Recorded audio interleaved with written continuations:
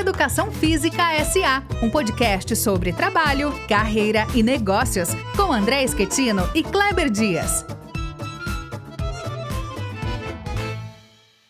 Fala, turma! Estamos começando mais um episódio de Educação Física S.A., o seu podcast sobre carreira, trabalho, mundo dos negócios na educação física. E nós estamos aqui com a nossa temporada de empreendedores raiz, como diz meu parceiro Kleber, os verdadeiros arquitetos da educação física brasileira. E é justamente, Kleber, quero que você apresente o nosso convidado, quem que a gente está recebendo hoje aqui, presença mais do que ilustre, especial nesse episódio. Diz aí.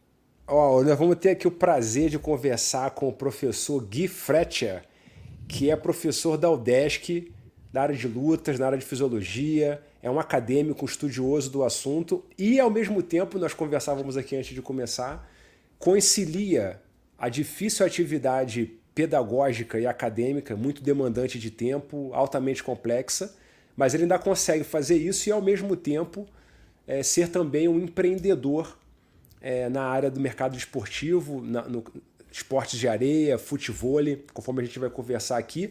E ainda uma terceira atividade também que ele faz, sobre a qual a gente também vai conversar, que é o trabalho de divulgação científica nas redes sociais, num canal e numa iniciativa muito interessante chamado Exercício Baseado em Evidência. Tem um canal no YouTube, ele tem o perfil dele no Instagram que está sempre divulgando conteúdo sobre isso. Então, Gui, obrigado aí por você conversar com a gente, cara. Uma honra te reencontrar, voltar a conversar com você. E, cara, eu já te perguntaria assim, como é que você vê, começar por essa dimensão acadêmica, propriamente científica, que você gosta bastante, dessa dimensão do exercício baseado em evidência na educação física, porque você é um crítico da maneira como a educação física lida com a prescrição de exercício com pouca base científica, com pouca evidência. Como é que você vê que a educação física lida com isso? Conta pra gente um pouquinho dessa história sua do exercício baseado em evidência aí. Seja bem-vindo. Vamos lá. Bom, agradecer aí bastante o convite do Kleber e também do André. É uma honra estar aqui entre vocês. Estou conhecendo o projeto agora mais recentemente e a gente gosta bastante desses convites porque a nossa vibe é essa, é bater papo querendo melhorar a educação física de alguma forma. E desde a graduação, quando eu entrei a primeira vez num laboratório de fisiologia do exercício, eu sempre tive um incômodo muito grande sobre como que as coisas eram tratadas em relação à ciência. A gente percebia algo que acontecia na prática e que era completamente desvinculado do que eu estava aprendendo, não especificamente na grade curricular, mas dentro de um laboratório de fisiologia. Então, desde a primeira fase eu já trabalhava com aulas, eu era atleta de futsal, então quando eu entrei na primeira fase eu fui convidado pelo meu professor de educação física antigo, de ensino médio, de ensino fundamental, a começar a dar aulas como um estagiário de futsal, né? Então, na primeira fase eu já comecei a trabalhar com isso. Aí eu fui vivendo a educação física com projetos de extensão, com projetos de pesquisa, relatórios e números, né? E vivendo dentro de um laboratório, a gente percebia o que estava acontecendo no mundo da ciência, os projetos que estavam rolando na época, e era um grupo de pesquisa muito forte. A gente tinha o professor Fernando Roberto de Oliveira, que depois migrou para a Universidade Federal de Lavras, e aí institucionalizou aí o programa de educação física, o curso de educação física na Universidade Federal de Lavras, e também o projeto Cria Lavras, que é um projeto de atletismo que é bem conhecido na região aí. É um projeto que depois que ele veio a falecer, ele está sendo tocado ali pelos filhos dele, pelo pessoal. O pessoal da região aí deve conhecer. É um projeto bem interessante, assim. E ele era um cara que era um acadêmico de altíssimo gabarito, mas que trabalhava com projetos de atletismo. Organizações diversas, montava escolinha aqui, chamava professores, formava professores. Então eu sempre tive essa influência muito forte por parte de um professor que conseguia aliar tudo. Era, por exemplo, ao mesmo tempo que era o cara que era o meu ídolo na ciência, que era o cara que estava num grupo de estudo ali sendo muito crítico e provocando a gente com aquelas perguntas que a gente não imaginava como responder, ou numa reunião com outros professores, onde ele gerava um desconforto muito grande em relação aos outros professores sobre seus conhecimentos acerca da ciência, mas também era um cara que estava ali na rua com criança, trabalhando com atletismo simples, cara, ensinando a pular por cima de uma barreira, ensinando a mecânica de uma corrida e etc. Então esse foi o meu primeiro exemplo. E ele era um exemplo também porque ele era parecido com o House, sabe? Só que ele era o cara da fisiologia do exercício. Ele era um cara muito crítico, muito também criticado na instituição, só que quando o assunto era ciência e conhecimento científico, as pessoas não conseguiam discutir frente a frente com ele, porque ele era um cara de um outro nível de conhecimento, assim. Então, eu fui seguindo um pouco desses passos, sendo provocado a estudar cada vez mais no âmbito acadêmico, mas também admirando muito esse âmbito prático dele, que eu via ele como aquele doutor que era o cara que não ficava dentro de um laboratório preso. Ele estava sempre no campo, estimulando alunos a desenvolver um determinado equipamento, a pensar naqueles testes de uma maneira um pouco mais crítica, ensinando a gente a coletar sangue da zoreba dos caras para analisar lactato. E a minha carreira foi seguindo assim.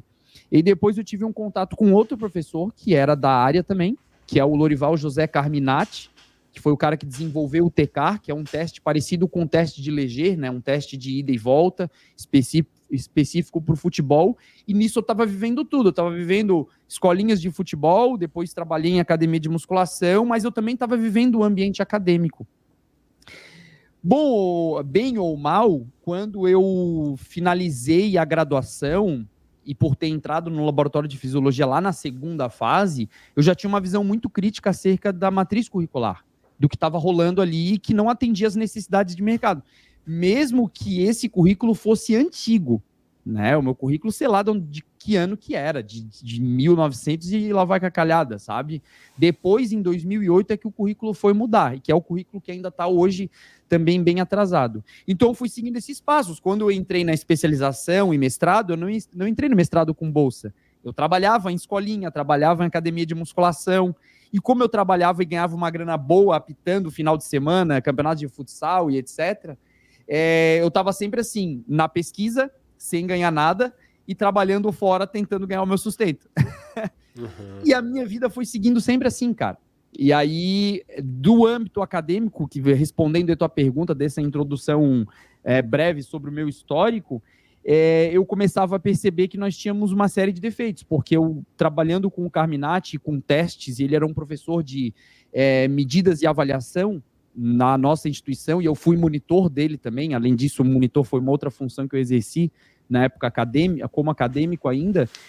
A gente começava a perceber os defeitos. Por exemplo, as pessoas, elas começaram a instituir em clínicas, por exemplo, nutricionistas, até mesmo médicos que eu tinha algum contato, bioimpedância.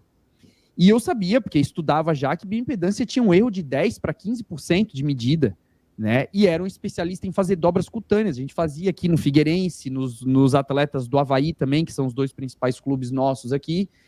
E trabalhando com aquilo, a gente começava a perceber, cara, por que na prática as pessoas ou não avaliam, ou quando avaliam, passam para uma alternativa mais prática, né, menos trabalhosa, mesmo que elas entendam ou não que existe um erro maior, elas não estão conseguindo inferir uma medida que seja muito confiável, ou mesmo válida. E aí eu sempre me provocando acerca daquilo, por que as pessoas estão... se formam e elas desconsideram completamente o que elas aprenderam, ou então tentam não continuar explorando, né, as coisas. E eu, cara, me provocando assim, eu digo, tem alguma coisa errada, cara. E aí esse pensamento, ele foi martelando a minha cabeça na pós-graduação, desde a especialização em saúde pública, depois no mestrado em performance humana, e depois, quando eu já estava dando aula na universidade, ali de 2012 até 2017, 2018, quando eu entrei no doutorado, foi quando eu comecei a ver a ciência um pouco mais de cima. Eu digo, não, tem que fazer alguma coisa, cara. E aí, no começo desse ano, foi quando surgiu a ideia de que, não, a gente precisa transformar a educação física de alguma forma. Eu não sou professor concursado, eu vou ter que esperar abrir concurso para ter uma oportunidade de assinar um documento mesmo. Não, tá aqui, ó, eu vou abrir um projeto de pesquisa, eu vou abrir um núcleo de pesquisa, eu vou abrir um projeto de extensão. Eu não tenho essa possibilidade, sendo um professor substituto, eu vou ter que mudar a universidade de fora. Foi quando surgiu a ideia do exercício baseado em evidência, que tenta agora, como um projeto inicial, dar aulas gratuitas oferecer informações mais confiáveis no Instagram, né, acerca da ciência do exercício, e num futuro próximo montar um curso, montar uma pós-graduação e continuar empreendendo, porque dentro da universidade a latência é muito grande e a gente precisa tocar a nossa vida. Né? Não sei se foi uma resposta muito aberta, mas não, muito interessante. Um pouco da minha história e ao mesmo tempo como é que a gente está chegando onde a gente está hoje, assim.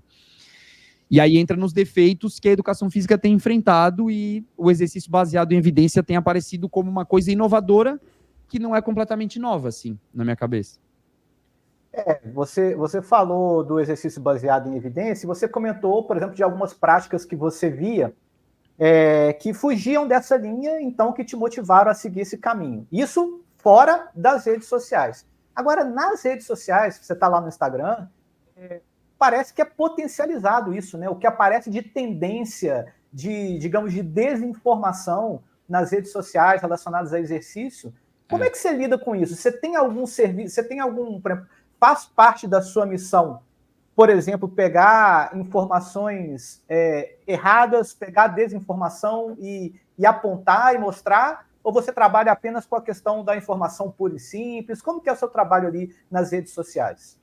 Eu tenho trabalhado, André, obrigado pela pergunta, eu tenho trabalhado com uma parte educacional inicial.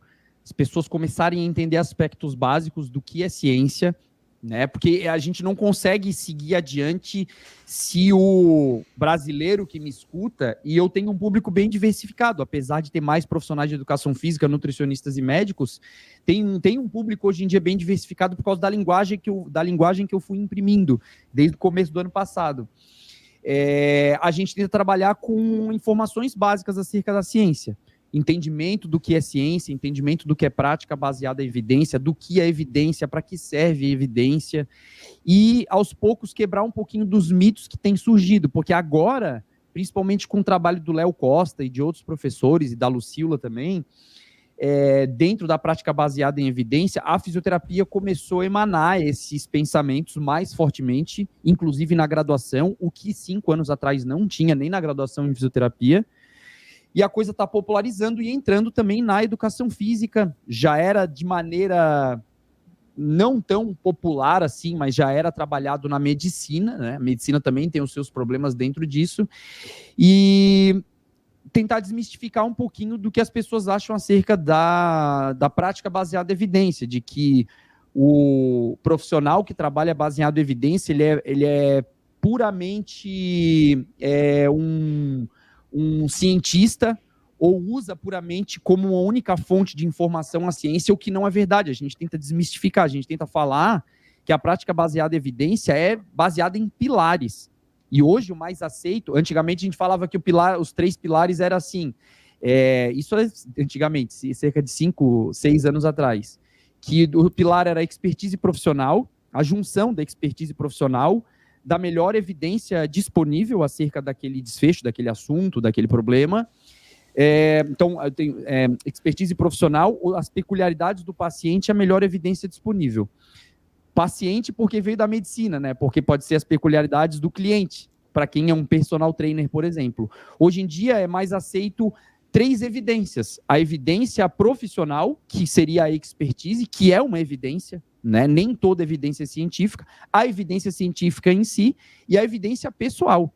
Então, o relato do cliente em relação a quantas vezes na semana ele vai poder treinar, ele vai poder pagar um personal, né? Ele vai ter acesso àquele equipamento, por exemplo, ou enfim, né? As diversas coisas que a gente vai querer pensar, acesso a um nutricionista, o que a gente consegue trabalhar dentro daquelas evidências que o paciente nos traz. Então, o trabalho é muito mais assim. Poderia ter escolhido trabalhar numa outra vertente, né? Por exemplo, começar a pegar informações erradas, ou equivocadas, ou não tão válidas, e começar a fazer reaction, que é o que o pessoal faz bastante. Só que eu não fui treinado dessa forma, né? Eu fui treinado com um certo ceticismo de tentar mostrar que todo mundo tem um lado, e que a gente tem que tomar muito cuidado no que a gente escuta, no que a gente acredita. Então, eu ainda tenho uma resistência em pegar e ficar fazendo um reaction. Ontem eu fiz eu botei no Instagram ontem um reaction de um treinador, um PhD norte-americano, fazendo um besterol lá na academia.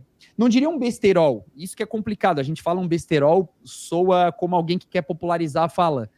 Mas, na verdade, a pessoa tem o contexto dela ali. A gente não sabe exatamente o contexto, só que para fins de discurso no treinamento de força, a gente tenta pegar uma linha, olha, o que dá para a gente tirar daqui? O erro é a partir daqui. Daí a gente vem tentando costurar as ideias do exercício baseado em evidência, pensamentos básicos sobre ciência, validade de medida, reprodutibilidade. Quando a gente faz uma fala muito científica, e eu ainda estou aprendendo a fazer isso, sabe? Vem um parente falar assim, Gui, eu adoro os teus vídeos, eu acho que tu fala muito bem, eu fico preso na tua fala, só que eu não entendo nada do que tu fala. E eu estou tentando melhorar isso, cara. É muito difícil você transformar a fala científica numa fala popular, numa fala mais próxima. Então a gente está aprendendo a fazer um gancho. O que é um gancho? Como é que eu respondo a pergunta, ou o problema, a provocação feita num gancho? E a gente está aprendendo, assim. Eu estou aprendendo o caminho. Eu não sei se eu tenho um caminho muito definido, mas o meu caminho não é de fazer reaction e criticar a postura profissional de outras pessoas. Esse não é o meu caminho. Tem muitas possibilidades, né? Eu tô assim, eu tenho curiosidade de saber um pouco sobre a tua veia empreendedora, de os negócios que você toca. Você mencionou da empresa, né? Sobre futevôlei, que oferece cursos, treinamento, aulas para jovens, para crianças, para adultos. Mas antes eu ainda queria fazer uma outra pergunta relativa assim, à sua percepção a respeito do preparo do profissional de educação física com relação ao uso do conteúdo científico. Porque eu não sei se você vai concordar comigo, mas eu tenho uma visão de que existe na educação física um certo cientificismo. Então, às vezes, a pessoa, o estudante, né, ele vai lá e lê 2 capítulos do livro do McArdle, de Fisiologia do Exercício, e ele bota na cabeça que ele já sabe tudo. E aí ele vai para a academia, encontra lá um treinador de fisiculturismo que está há 20 anos treinando pessoas, e fala pro cara, não, isso aí tá errado, porque tem um artigo publicado no PubMed dizendo que o supino é assim que é assado. Eu pergunto isso porque você mencionou uma coisa que é muito interessante, que é a evidência científica, ela é uma evidência de mais qualidade, mais rigorosa, mas não é a única evidência. E no campo do treinamento esportivo, a gente sabe que muitos métodos de treinamento, ou talvez todos, eles foram criados por atletas e treinadores. A ciência chegou depois, né?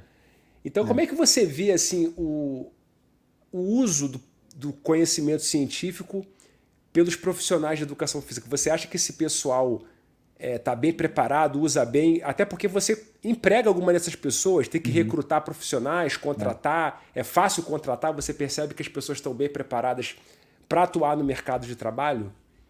Vamos puxar duas vertentezinhas de pensamento aqui. Vou começar puxando ali a preparação do profissional na graduação, a minha visão como um profissional que está trabalhando dentro da instituição de graduação, né, trabalhando ali, formando como um docente universitário, e as minhas experiências dentro das disciplinas que eu já ministrei na universidade. E uma outra vertente vai ser ali, por exemplo, onde uma vertente de trabalho minha, que é o futevôlei em si. E a gente discute até que ponto eu vou precisar usar a ciência para ensinar futevôlei, por exemplo. Então a gente vai puxar essas limitações do profissional na academia de musculação. Então, se eu me perder na linha, tu me lembra que a gente vai seguir essas duas linhas. A primeira delas é a seguinte, conta um pouquinho também da minha história, assim. E vocês já devem ter vivido isso. Quando você é professor substituto, você tem que fazer um processo seletivo para entrar na universidade. Você concorre com outros doutores e etc. Sorte ou não, ou também competência, eu sempre entro com uma disciplina que muito dificilmente vai ter alguém com doutorado e com algum treinamento a mais que consegue fazer uma boa prova, que são as disciplinas de lutas, né? Então, eu já tinha experiência com as disciplinas de lutas, tinha mestrado, na época eu já tinha passado no processo seletivo mesmo com mestrado, depois com doutorado agora ficou a pontuação um pouquinho melhor, mas a gente entra nesse processo através dessas disciplinas, só que você tem que cobrir outros buracos na instituição. Você não entra e, vou dar só a disciplina de judô, que são as disciplinas que eu estou dando hoje. Judô na licenciatura, judô no bacharelado e a disciplina de lutas, que é uma disciplina de 2 créditos na 8ª fase do bacharelado. Tópicos especiais em lutas esportivas é o nome da disciplina. Ao longo dessa carreira, na universidade, eu já ministrei disciplinas de medidas e avaliação. Aí eu estou puxando as disciplinas que são mais próximas da ciência, vamos botar assim, tá? próximas da prática baseada em evidência. Medidas de avaliação em educação física, cineantropometria, ela tem vários nomes em diferentes instituições, né? Algumas têm até cineantropometria 1 e 2, como na UDESC, por exemplo, que eu já ministrei. Disciplina de metodologia científica, disciplina que eu já ministrei também. Metodologia do treinamento resistido, disciplina que eu já ministrei. Em algumas universidades, adaptações orgânicas, em outras, fisiologia do exercício. Em outras, fisiologia humana ou fisiologia geral.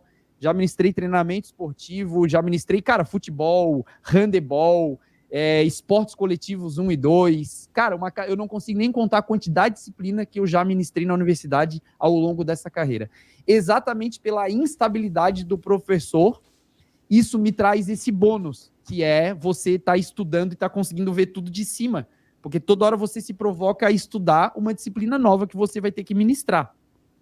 O conhecimento básico de fisiologia do exercício de ciência me permitiu fazer isso. Essa é a primeira reflexão que eu faço. Quando você se debruça sobre os aspectos básicos da ciência, entender bem a base da metodologia científica, queira você indo pelo caminho da fisiologia, ou pelo caminho da biomecânica, ou pelo caminho do treinamento, ou pelo caminho da nutrição, quando você entende a base, tudo fica mais fácil dali para frente. E esse é o primeiro defeito da graduação. A base, ela não é feita. A base, ela não é feita. A pessoa, quando ela entra numa disciplina de metodologia científica, ela não tem a menor ideia para que vai servir aquela disciplina. A única coisa que ela sabe é que ela vai ter um TCC lá na frente e que aquela disciplina, de alguma forma, pode ajudar ela. Só que, no final das contas, hoje, com o ChatGPT é pior ainda, você chega no final e você pede para uma inteligência artificial escrever um documento para você. O professor, sem tempo, ele mal avalia, a pessoa se forma e, no final das contas, ela convive muito pouco com ciência. Migra para outras disciplinas, estatística. A pessoa aprende probabilidade pura ali no início. Na nossa época, ainda aprendia a fazer os cálculos na calculadora mesmo. Hoje em dia está tudo muito mais permissivo. A pessoa, ela aprende o básico de probabilidade, mas ela não consegue entrar ali num artigo científico, porque já teve o defeito lá da metodologia científica 1 e 2. Ela não consegue entrar num artigo científico e ver aonde que a estatística está ali dentro. Aonde que aquela probabilidade que ela está aprendendo básica está impressa ali naquele documento. E como é que ela interpreta aquilo naquele resultado. E aí outros problemas, porque ela teve um professor na metodologia científica 1, outro professor na metodologia científica 2, outro professor na estatística, a coisa não se liga e os problemas vão se acumulando. Você entra na disciplina de fisiologia do exercício, você vai ler um artigo de fisiologia do exercício, ou interpretar um gráfico na fisiologia do exercício, você já não teve aquele treinamento. Então, a base não é feita lá no comecinho e aquela coisa vem se acumulando com erros subsequentes e a bola de neve ela vai aumentando. Quando chega na quinta fase, a criatura já está trabalhando e junto com o trabalho ela também está fazendo estágio que não paga ela, né, porque é um estágio obrigatório ali, curricular, e a pessoa começa cada vez mais se afastar. No final, ali, sexta, sétima, oitava fase, oitava mesmo, ela está fazendo 2 estágios e ainda está trabalhando e querendo fazer o TCC. Ela não quer nem saber de ciência, não quer nem saber de ler um livro, ela não imagina se ela vai imaginar que ela vai precisar ler algum artigo. Então, no final das contas, quando a pessoa se depara a primeira vez assim, depois que se forma, beleza, eu estou entendendo que a prática baseada em evidência é importante, vou começar a me debruçar. Ela entra na literatura, ela não sabe por onde começar. Ela não sabe nem fazer um filtro no PubMed, ela não sabe que é simples você achar a informação que você precisa. Ela mergulha num oceano que ela mal sabe nadar. Antes fosse ela mergulhar e saber nadar de alguma forma e sobreviver. Não, ela mergulha sem saber nadar, sem saber boiar, sem saber sobreviver. E aí esses problemas vão se acumulando. Chega na hora da prática, é muito mais viável ela aprender da maneira mais simples, que é praticando, acumulando expertise, conversando com profissionais. Ela quer seguir a carreira de musculação, ela vai conversar com pessoas mais experientes.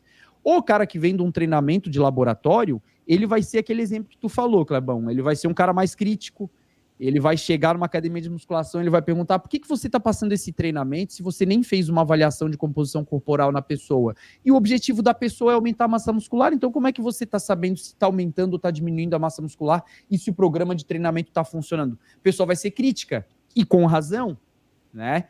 O profissional que já está com aquela expertise de 15, 20 anos, ele já está desvinculado da ciência há muito tempo. E aí entra os problemas se acumulando. em algum momento na graduação, para a vida profissional, se apartou completamente o acadêmico que se forma da ciência, ele vira um profissional da prática e as coisas seccionam completamente. Quando o que a prática baseada em evidência está tentando fazer é o contrário. Ela está tentando, na verdade, unir as outras coisas. Ela vai dar uma importância para a expertise e ela vai dar uma importância para a evidência científica, reconhecendo que a evidência ela é inconsistente, bastante inconsistente, principalmente nas ciências do exercício do esporte. Só que a pessoa que é treinada em ciência, ela é crítica e, ao mesmo tempo, ela aceita aquilo ali e ela consegue tirar o leite de pedra. Ela consegue trabalhar com aquelas mínimas evidências, pegar, às vezes, não tem essa evidência clara para essa população que eu quero trabalhar. Eu vou pegar de uma outra população e vou ver algum estudo que tem ali, ver o que eu consigo transferir e por aí vai.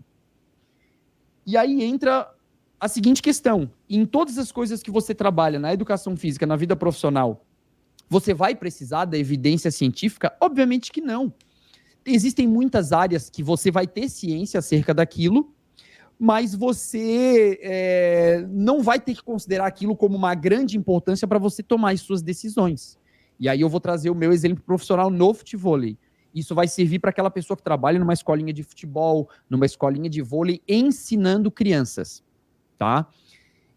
Então, para eu fazer um trabalho de ensino de futevôlei, tirando a pessoa que está querendo praticar de um nível iniciante, passando por um nível intermediário, aprender a fazer os 3 toques e, eventualmente, aprender a jogar na praça pública ou aprender a ir jogar num campeonato, trazer a mulher e jogar com a moça ali, fazer uma altinha, aprender as técnicas, eu vou precisar da ciência braba, da última evidência e da melhor evidência disponível? Não. Mas eu vou precisar daquela primeira evidência lá naquela disciplina de desenvolvimento humano. Quando eu vou, ou de aprendizagem motora, ou aí depende da universidade. Tem universidade que une na disciplina comportamento motor, o desenvolvimento motor e a aprendizagem motora. Em outras universidades separa, né? Aprendizagem motora é uma disciplina e desenvolvimento humano é uma disciplina que vem antes disso. Eu vou precisar saber, por exemplo, que aos 5 anos de idade, no nível de desenvolvimento motor da criança, a criança ela não tem equilíbrio dinâmico muito bom. Então, o que eu vou fazer? Numa escolinha de futebol, eu vou botar uma criança para ficar conduzindo bola em zigue-zague num cone? Ou eu vou botar a criança com um monte de bola para resolver problema? Eu vou botar a criança com um monte de bola para resolver problema. E isso é o mais próximo que a gente tem de uma evidência super antiga, que mostra níveis de desenvolvimento, o que uma criança de 5 anos consegue ou não consegue fazer. Não. O professor está na criança de 5 anos, naquela escolinha, ensinando, bota o pé assim, dessa forma. A criança bota uma base unipodal e ela cai para o lado. E ela está querendo aprender a chutar uma bola em base unipodal. Não é esse o caminho ainda. O caminho é rolar em cima de bola, é brincar, entende? Então, isso é você usar a evidência. Precisa ser a última evidência, a melhor evidência disponível? Não. Aquele conteúdo que você aprendeu num livro lá de desenvolvimento humano, aquilo é evidência científica, de 40 anos atrás, mas é evidência válida. Então, esse é só um exemplo e a gente tem muitos deles. Eu consigo usar evidência para a área da pedagogia do esporte, para ensinar esporte? Consigo. É a coisa mais necessária do mundo? Não. Em esportes como o futevôlei, por exemplo, você tem muita coisa sendo aprendida ainda, em termos de ensino de técnica, didática de aula, como organizar uma turma, um plano de ensino, né? E aí depois eu vou deixar esse papo mais para frente, que eu vou falar um pouquinho da nossa iniciativa acerca do futevôlei nisso aí. Então, acho que a gente parte um pouquinho por esses 2 pontos, né? Os problemas que a gente encontra na graduação e que a gente tem que reconhecer que a gente não foi um bom aluno, mesmo que a graduação tenha os seus hiatos, os seus defeitos, né? E a gente tem que ter a humildade de reconhecer que só a expertise profissional, ela não vai dar conta de tudo. A gente tem que ter a abertura para trabalhar querendo a todo momento responder perguntas. O bom profissional, ele é um curioso incessante, eu vivo falando isso. Legal, legal. Você começou a comentar um pouquinho sobre a iniciativa no futevôlei, né? E tem também a sua empresa que é até um pouco mais amplo que isso, que envolve palestras, que envolve outras coisas. E aí eu queria saber justamente sobre isso, assim, como que é, digamos, essa transferência, se é que há uma transferência, ou esse salto do professor da universidade para o empreendedor, aquele que tem uma empresa, aquele que às vezes vai lidar com funcionários, com imposto, com toda a gestão. Como é que é essa questão? Quais os desafios aí dessa área do empreendedorismo, de fazer uma empresa sobreviver? Uma das coisas, André, obrigado pela pergunta, que mais tem me ensinado a vida é o empreendedorismo, né? Há cerca de 5, 6 anos atrás, quando a gente estava ali entrando em pandemia, eu estava começando a perceber que e na minha vida aconteceu assim, eu estava acabando um dos contratos, porque ali na UDESC, antigamente a gente passava num processo seletivo, a gente tinha um contrato de 2 anos, prorrogável para mais 2. Então você ficava 4 anos num certo conforto, porque você tinha um salário de um funcionário público e você conseguia se estabilizar e se planejar financeiramente. Hoje em dia mudou. Fizeram uma reunião lá, de concentro e tudo, né? Aquelas reuniões, e mudaram. Agora o contrato é 1 ano, prorrogável para mais 1. Então a cada 2 anos tem que fazer um processo seletivo. Agora, final do ano, mês que vem, eu vou fazer um outro processo seletivo para tentar entrar de novo. E essa insegurança me provocou não, cara, eu não posso depender só dessa instabilidade. E quando eu não passar num processo seletivo? Ainda bem que até hoje eu passei em todos, mas se eu não passar, vai dar problema, né? Na minha vida financeira, e querendo casar, e com filha, e etc. Eu vou abrir uma escolinha de futevôlei, porque eu era um praticante viciado em futevôlei, eu era viciado em bola, sempre fui. E obviamente que eu fiz aula com alguns professores que eu tenho maior apreço, né? Um dos professores que eu tive contato em Florianópolis foi o Juan, que era um cara que não era formado em educação física, mas era um excelente praticante e um ótimo professor, ensinando o básico, ensinando técnicas, estratégias, como é que você se move na quadra, e eu aprendendo ali. Mas também via alguns lapsos na aula dele, alguns não problemas, mas alguns pontos que podiam ser melhorados. Porque eu já estava na universidade, eu já tinha dado aula de iniciação esportiva, de pedagogia do esporte, eu digo, eu consigo melhorar isso aí, cara. E estava sempre trocando ideia com ele, etc. Em um determinado momento eu decidi abrir uma escolinha. Bem simples mesmo, peguei e fiz o mesmo sistema que todo mundo faz. Fui lá na quadra, o Juan, ele estava saindo de uma das arenas que ele dava aula, não quer saber, eu vou lá pegar, é perto da minha casa, é perto da universidade, eu vou começar a dar aula. E comecei com uma pessoa, numa quadra, alugando aquela quadra, com algum incentivo da arena, né? Porque tu começa pagando uma quadra caríssima e tu só tem um aluno, né? A conta não fecha. E aí de um aluno foi para 2, de 2 foi para 4, de 4 foi para 8, o negócio foi aumentando, até que eu cheguei ali a uns 120 alunos, surgiu a oportunidade de dar aula numa outra arena, e aí essas provocações, elas começam a acontecer na sua vida. Você sozinho não consegue dar conta, né? Porque eu dou aula na universidade, e eu também vou dar 20 horas, 30 horas de aula de futevôlei em quadra, e ainda vou querer fazer o meu treino, fazer as minhas coisas, eu não vou aguentar. Surgiu a necessidade, eu preciso começar a formar professores para trabalhar comigo. Como é que eu vou formar professores? Eu tenho uma metodologia clara? Eu não tenho, mas eu tenho um conhecimento de pedagogia do esporte. Então, o que eu vou trabalhar? Eu vou começar a tentar desenvolver uma metodologia no papel mesmo. Olha, o ciclo do futevôlei, ele funciona assim, tem um saque, tem uma recepção, a recepção tem um passe, do passe tem um ataque e o ciclo ele se reinicia. Eu vou montar uma metodologia com base nesses ciclos. E assim eu fui montando. Olha, todo mês de fevereiro, quando iniciou as aulas, ou janeiro, enfim, eu vou trabalhar esse ciclo do jogo. Em março eu vou trabalhar esse ciclo e eu fui desenvolvendo. 5 anos atrás eu comecei a aperfeiçoar, vendo que dava certo, que não dava. Nisso eu comecei a ter a possibilidade de formar professores, porque daí o professor que não tem experiência com aula, ele encontra ali, ó, beleza, na primeira semana o Gui mostrou para mim que eu tenho que fazer essa aula. Eu sei que eu tenho que fazer o aquecimento assim, o exercício 1 é assim, o exercício 2 é assim, e o término da aula funciona dessa forma, né? Eu falo assim com o aluno, eu reúno eles assim, eu posso ter um máximo de 8 alunos, e a gente foi aperfeiçoando. Comecei a trazer professores para trabalhar comigo, esses professores começaram a aperfeiçoar suas aulas, eu comecei a liberar um pouco de espaço. Liberei um pouco de espaço de tempo, eu dava 20 aulas, agora eu dou 10 e o meu professor dá 10. Sendo bem sincero, eu empregava esse professor? Obviamente que não. É óbvio, sendo bem sincero aqui, quem vai conseguir fazer isso? Sendo um MEI, né? Então, eu pegava a matrícula de grana, assim, com o pessoal, repassava para o professor, repassava para a arena, tentava não passar dos 85 pau anuais. Teve uma hora que não deu. Eu comecei a chamar um outro professor, surgiu uma outra arena, E aí o negócio foi expandindo, virei Simples Nacional. Cara, eu preciso de alguém para me ajudar com as contas. Vamos atrás de um contador. Um aluno meu era contador. Gui, eu consigo fazer isso contigo, vamos organizar as tuas contas? Vamos lá, me ajuda. Comecei a aprender sobre contabilidade. E nisso eu já investia em ações, já era interessadíssimo assim, no mercado de capitais. Invisto até hoje de maneira regular, assim, disciplinada, mês a mês. E a minha cabeça ela foi saindo daquela cabeça do ensino público, pensamento do professor de uma instituição pública, abrindo a cabeça de que não, cara, o mundo, os problemas do mundo eles são resolvidos com iniciativas próprias e não de dentro da universidade.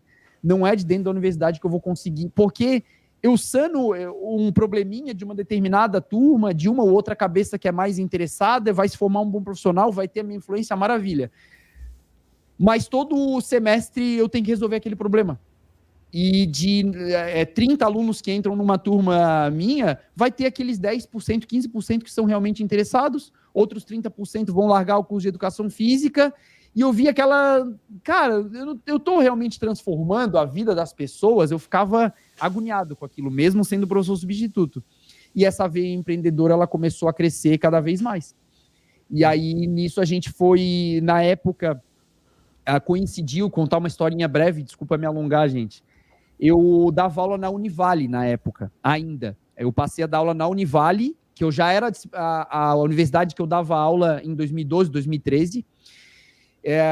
Depois eu conto outra história de empreendedorismo na época que eu era preparador físico de lutadores, que era da área, sim, eu tive atleta no UFC e foi aí que eu entrei na disciplina de lutas pela primeira vez na universidade, que foi me dando o currículo para depois eu passar em processos seletivos. Na Univale eu conheci um cara que era atleta profissional de futevôlei.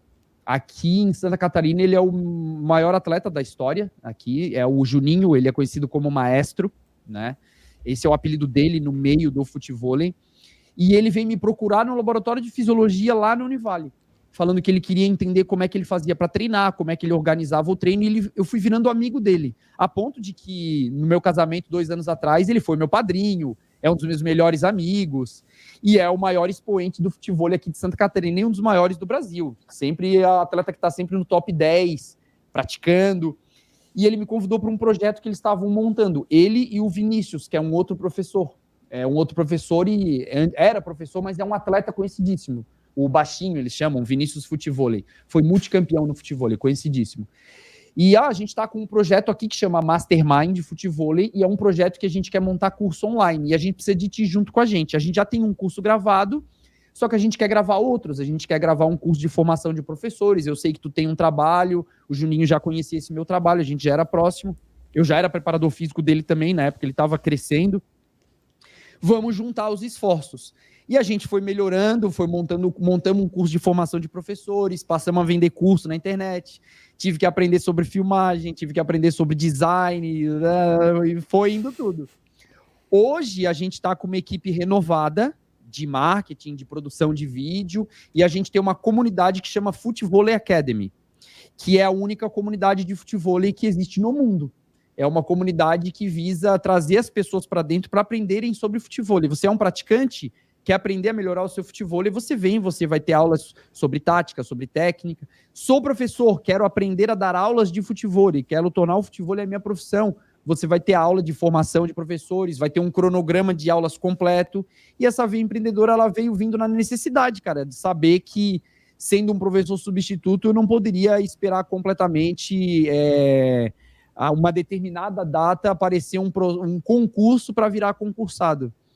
E isso ainda não aconteceu, ainda não abriu um concurso e eu ainda estou empreendendo. E é exatamente por ter sido provocado a fazer isso que eu estou seguindo todas as áreas.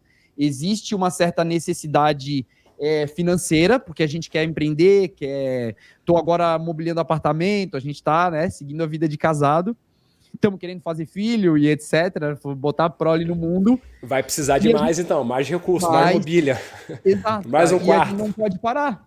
E aí é isso, o conhecimento de investimento foi juntando com conhecimento acadêmico, que foi juntando com conhecimento prático. Hoje em dia, 20 anos de quadra, porque lá da primeira fase, quando eu dava aula de futevôlei, eu nunca saí da quadra, cara. Ou estava numa academia, ou estava na quadra e estava dando aula na universidade. Eu nunca parei. Eu confesso que depois de 20 e tantos anos, dá uma cansada. Dá uma cansada, a garganta já não é mais a mesma. Ah, Gui, mas a tua aula é a melhor aula que tem, ó, rapaziada.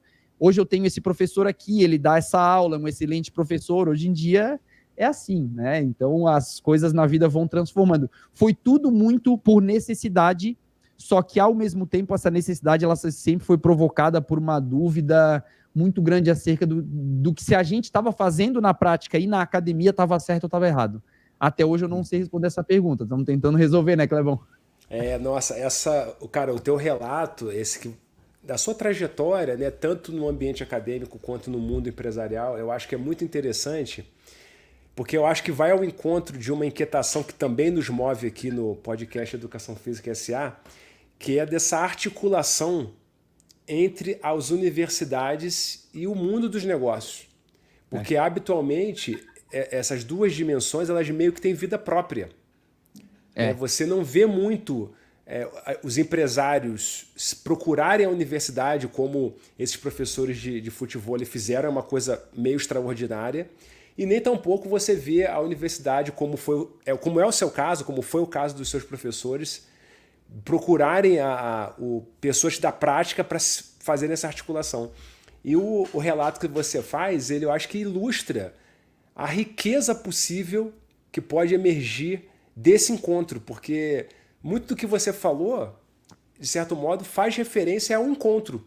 É você ter se associado com um professor de futebol, ter se associado com um jogador, depois com outro produtor. Quer dizer, isso só literalmente enriquece, né, a rede de conhecimentos que a gente tem. Então eu acho que... Enfim, eu não acredito muito atualmente em outro caminho, não. Eu acho que, como dizia o Darcy Ribeiro, lá nos anos 80, né, um antropólogo brasileiro famosíssimo e, na minha opinião, uma das mentes mais brilhantes que o Brasil já teve, ele dizia: o desenvolvimento de um país, e do Brasil não vai ser diferente, não acontece, não vai acontecer sem o apoio das universidades. Mas não essas universidades que nós temos. Nós precisamos de uma universidade diferente. Talvez nós devêssemos começar a pensar em uma universidade empreendedora, porque isso tudo que você está falando é uma espécie de empreendedorismo científico, né? De colocar a ciência a serviço de resolver problemas que existem na sociedade. O cara que quer aprender a jogar futebol é uma pessoa de 40 anos que encontra nisso um meio de vida agradável, uma forma de fazer amigos, de bem-estar social, psicológico, emocional. Eu não considero que pensar formas desse cara aprender futebol é um problema menor. Isso é um problema super relevante, porque isso torna a vida das pessoas melhores, sabe? Uma coisa que eu queria salientar aqui é que a gente precisa e a gente aprende a cada ano que passa a tentar ser cada vez mais humilde com o conhecimento. Por que eu falo isso? Porque isso aconteceu bastante na minha história. Eu tive várias vezes a oportunidade de ser um cara pedante, no sentido de que, eu vim do laboratório de fisiologia, eu estudei fisiologia a fundo, estudei treinamento, participei de uma série de projetos de pesquisa e de extensão, trabalhando com treinamento, e eu não tive, eu me formei em licenciatura plena, não tive, como eu havia comentado contigo, aquelas disciplinas do bacharelado, como o treinamento esportivo 1 e 2, né, as coisas mais aprofundadas, assim, acerca da ciência. Eu tive que estudar por mim, mas ao mesmo tempo eu estudei porque eu estava com contato com as pessoas no laboratório de fisiologia. Quando eu estava ali mais ou menos em 2011, um pouco antes de eu entrar na Univale, eu trabalhava com um atleta de combate. Como é que aconteceu esse contato? Eu tive um diagnóstico de uma hérnia de disco. Na época era atleta de futsal universitário, eu jogava pela universidade, joguei catarinense, brasileiro e etc. Que saudade dessa época de ir para jogos, meu Deus do céu. E aí essa hérnia, ela me impossibilitou completamente. Eu continuei indo a alguns jogos porque eu jogava xadrez, cara. Aí o Gui não pode ir, o Gui vai no xadrez. Daí eu era encarnado, cara, ganhava umas partidinhas, estudava xadrez e tal, até hoje eu jogo. E eu comecei a engordar um monte, cara. Engordar, não é possível, cara. O meu peso é 75, 80, eu tô pesando 95, não dá. Eu vou entrar numa outra modalidade. O que eu vou fazer? O médico não me deixa ir pro surf, porque a hérnia era na lombar, eu não podia fazer remada, né, no surf. Não podia fazer um monte de coisa. Eu digo, cara, eu posso fazer boxe? Eu sempre quis fazer, eu posso fazer boxe? Eu já tinha uma experiência com luta, eu vou fazer boxe. Eu não tô com medo do judô e etc. Jiu-jitsu não vou fazer. Vou fazer boxe. E não, beleza, dá para fazer. E aí conheci o cara que se tornou o meu primeiro atleta de MMA. Era um cara do boxe, que estava melhorando a parte de chão, mas que estava procurando alguém para fazer a preparação física dele. E eu me dispus a fazer. Olha só, eu expliquei para ele, eu tenho mestrado, eu trabalho com isso, só que ao mesmo tempo eu não entendo nada de luta. Eu cheguei para ele. Eu não cheguei para ele e falei assim, olha, eu sou o cara do treinamento, confia em tudo que eu vou falar. Eu falei para ele, eu não entendo nada de luta, mas, cara, dificilmente tu vai encontrar uma pessoa que queira aprender igual a mim. E aí eu vou estudar. Comecei a praticar boxe, do boxe eu fui pro jiu-jitsu, aí a gente foi seguindo carreira até que ele ganhou o Jungle Fight, o Kevin Souza, um abraço para ele, é um cara muito importante na minha vida. Ele foi campeão do Jungle Fight, né, com um evento que é promovido pelo Walid Ismail. Na época ele tinha uma ponte muito forte com o UFC, como ele foi campeão do Jungle Fight, ele foi visto. E aí a gente estava na academia treinando, e nesse processo todo eu aprendendo coisas que eu achava que sabia. Mas quando eu chegava na prática, como é que eu vou fazer uma avaliação física com o atleta? O que é importante para um atleta de luta? Eu preciso fazer uma avaliação em esteira? Eu preciso fazer uma avaliação de força? Eu não tenho equipamento. Problemas que eu achava que eu tinha aprendido, mesmo estando num laboratório de fisiologia, mas eu não tinha aprendido. Eu tive que começar a aprender. Eu podia chegar numa posição pedante e falar, não, eu entendo tudo de treinamento, eu vou prescrever esse treino e a gente vai fazer assim e vai dar certo. Não. Eu fiz muita coisa errada com ele, eu melhorei essas coisas, e essa provocação em querer melhorar levou ele para um outro nível. E ele foi convidado para o UFC, das 4 lutas que ele teve contrato, ele ganhou 3 lutas. Fisicamente era um orgulho para mim ver o que ele fazia com os caras, sabe?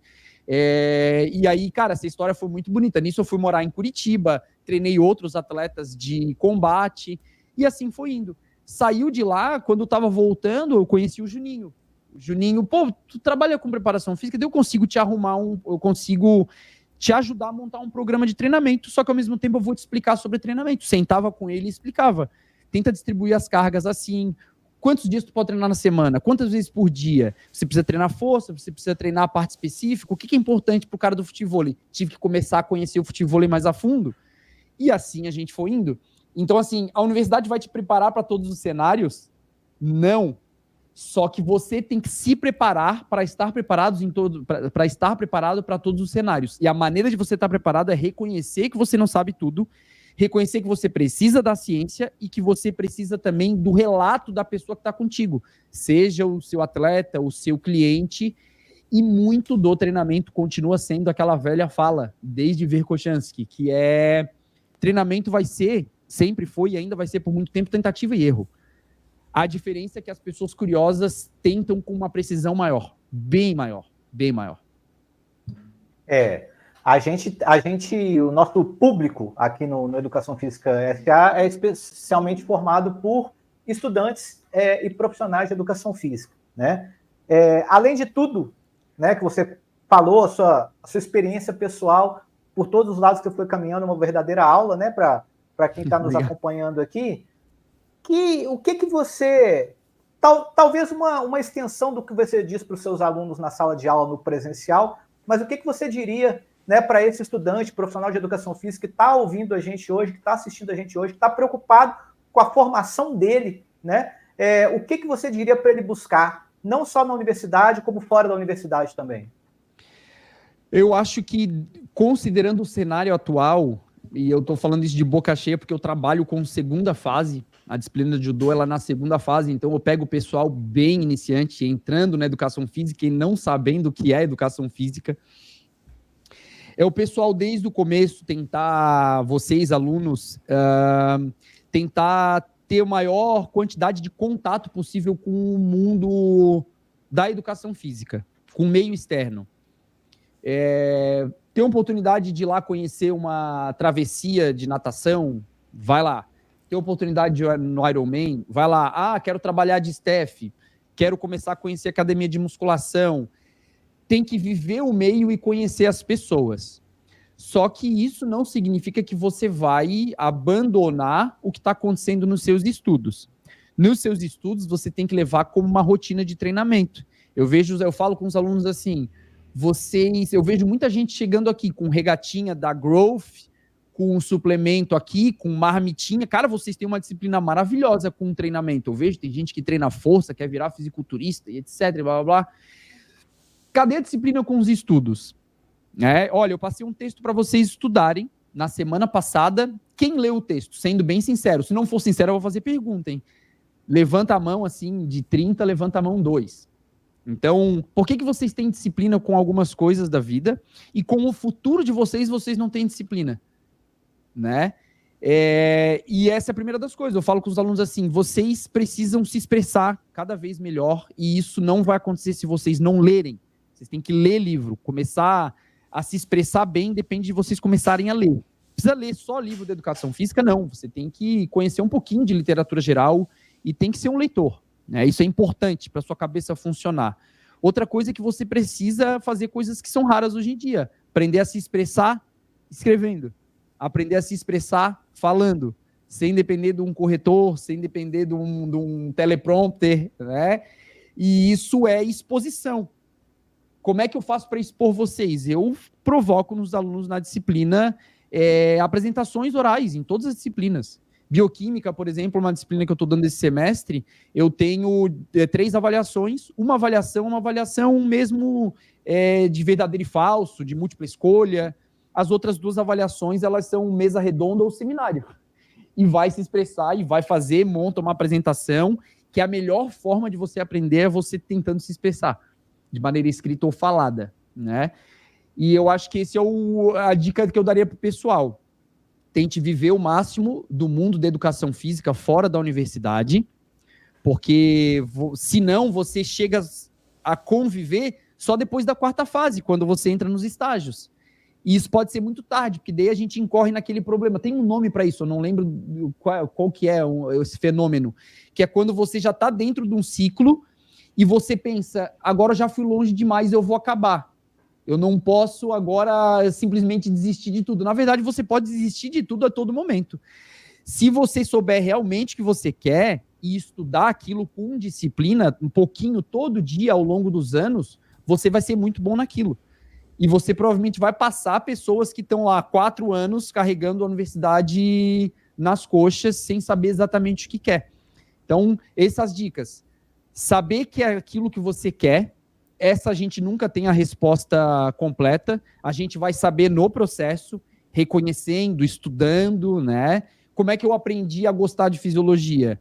Criança saindo daquela primeira resistência e lendo um artigo pela primeira vez, me debruçando sobre um livro a primeira vez, sentindo sono e dormindo ali, lendo, circulação sistêmica, e a gente vai começar a ver aquilo na prática e se expondo, a gente vai vendo a beleza daquilo. Chega um determinado momento que, cara, isso aqui é maravilhoso, eu estou muito curioso. Quando você perceber que algo desperta muito a sua curiosidade, é ali aquele caminho, né? Mas você segue esse caminho de maneira muito mais proficiente se você é um bom leitor, se você se expressa bem, e com isso você vai potencializando as coisas. Se você se expressa bem, você começa a conviver com professores de mais alto gabarito, acessa ambientes profissionais mais gabaritados também, e aí as oportunidades elas vêm surgindo aos montes, né? Então, eu sei que é uma dica meio generalista, mas esses aspectos eles precisam ser contemplados. Hoje em dia, o normal é não querer nada. O anormal é você ir para uma biblioteca ler. Hoje em dia, o anormal, você vai em qualquer biblioteca de universidade e você vê a biblioteca vazia. E a gente não consegue entender o porquê. Os alunos, eles têm, na UDESC, em outras universidades, uma biblioteca online toda disponível. Tipo assim, tem a última edição do Guyton, a última edição de qualquer livro que eles quiserem, tá lá disponível, cara. Eles conseguem copiar a tela, eles têm inteligência artificial para ajudar a entender um gráfico. Tem tudo na mão, cara. Tudo na mão. Mas a tela acaba sendo direcionada para os outros interesses, infelizmente, né? Enfim, são vários problemas que a gente enfrenta.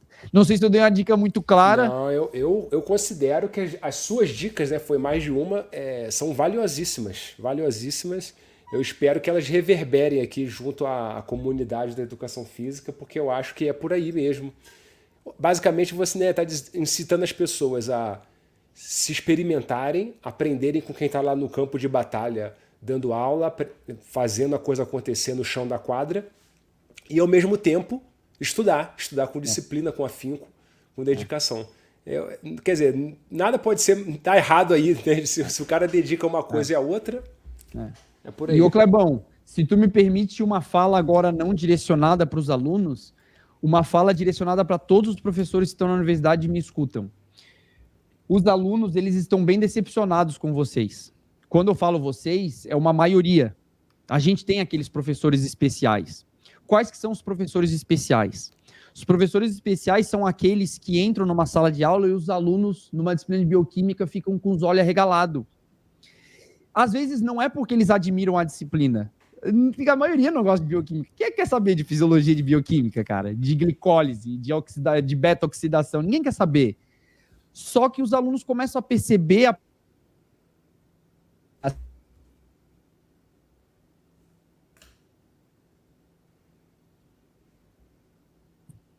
Travou? Voltou?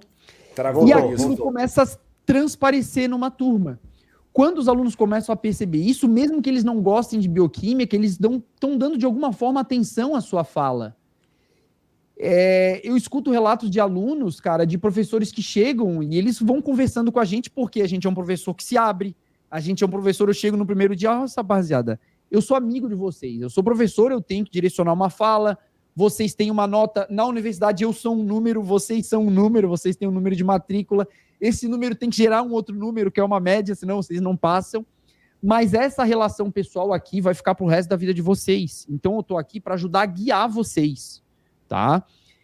E aí nisso eles vão se abrindo e vêm conversando, e fala de professor, e é assim, a universidade tem esses problemas. E eu falo assim, ó, toda universidade, todo professor vai ter os seus problemas e as suas limitações. Isso não pode limitar o futuro de vocês. Vocês têm que aprender a caminhar sozinhos. Esse é um dos grandes méritos da universidade pública. Para o bem ou para o mal, o aluno ele aprende a ficar independente. Ou por ausência dos professores, ou por professores que são realmente exigentes e que mandam o aluno ir atrás. Então, os alunos relatam muito assim, professor chegou ali no primeiro dia falando que não é amigo da gente, professor chegou no primeiro dia falando já que não gosta daquela disciplina, que está ali por obrigação. Então, como é que um professor espera que a sua área mude se ele não chega numa sala de aula e não consegue mostrar um mínimo de motivação acerca daquele conteúdo? É óbvio que tem dia que a gente está cansado, a gente dá a disciplina de bioquímica há anos e eu tenho que explicar aquela mesma coisa que talvez não faça sentido. Só que o professor que fica naquela postura frígida, ele não vai motivar o aluno, e o aluno ele vai se desinteressar por outras disciplinas também, e ele vai largar a educação física. Esse ano a gente passou, em outras universidades eu tive relatos parecidos, por uma desistência grande dos cursos de educação física dentro de universidades públicas. O aluno larga a universidade pública para pagar uma universidade barata, 200, 300 pila, mas que ele não vai se incomodar com o professor, vai ficar em casa estudando, vai passar na disciplina e vai ganhar um canudo. Ele não quer ir ali, ele tem que passar um desconforto de conviver com um professor que é meio grosseiro com ele, que não gosta daquilo ali, aí a disciplina já não faz mais sentido também, o curso começa a não fazer mais sentido, e as pessoas estão largando a universidade pública porque não gostam dos professores. Então a gente tem que fazer uma meia-culpa se a gente está realmente fazendo o nosso trabalho da melhor maneira. Então, alunos, vocês não são completamente o culpados, mas também não fiquem se vitimizando, né? Vai para cima, porque os problemas dos professores não são problemas seus. Você tem uma coisa muito importante para cuidar, que é o seu futuro. Se você não cuidar do seu futuro, você acha que sua mãe vai cuidar, o seu pai? Não, agora você virou adulto e vai para cima, né? Tem que começar a conviver com o mundo. Muito bom. Bom demais. Porra, irmão, obrigado aí pela conversa, cara. Eu tenho certeza que a nossa audiência aqui vai curtir muito. A gente vai deixar aqui na descrição do vídeo tanto a direção do seu perfil pessoal no Instagram, que até está aparecendo aqui no vídeo, caso quem esteja nos acompanhando esteja vendo também o vídeo, está aqui disponível, né? Prof. Gui Freccia, com 2 Cs, mas a gente vai deixar aqui a descrição no link. E também o link do canal no YouTube, Exercício Baseado em Evidência, Boa. Que é um canal que todo mundo tem que seguir, todas as lives, os vídeos, as aulas, tem muito conteúdo interessante sendo produzido ali. E conteúdo de aula, né? A gente provoca os professores, assim, quando é um conteúdo técnico, tipo, a gente convidou, dá um exemplo, Bernardo Nemi, e aí ele falou sobre potência, treinamento de potência. É uma aula sobre treinamento de potência, gratuita lá, cara, com os slides dele, com as aulas dele, com ele falando, um dos maiores especialistas no Brasil nesse assunto, e outros professores também. A gente tem 2 aulas, cara, as 2 primeiras estão lá, elas estão com aquela gravação meio feia, porque eu não entendia muito das coisas. com um cara que chama Áureo Lustosa Guérios.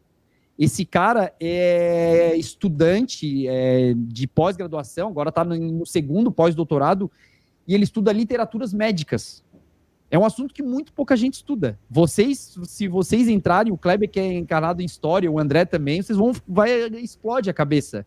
Porque é um cara que estuda coisa que nem médico estuda. Então ele vai falar sobre Platão, ele vai falar sobre Hipócrates, que Hipócrates não é necessariamente o pai da medicina como as pessoas acham que é. E ele faz uma ligação com a prática baseada em evidência. Cara, uma coisa assim, ó, de outro mundo. São aulas que vocês nunca vão ter na universidade. E vocês vão ter num canal gratuito. É isso aí. É muito legal. Cara, parabéns pelo trabalho. Mais uma vez, obrigado aí pela conversa.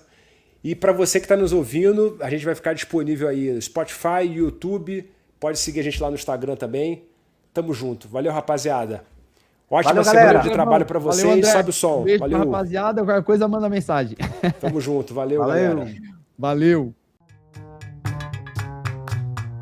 Educação Física S.A., um podcast sobre trabalho, carreira e negócios, com André Schettino e Kleber Dias.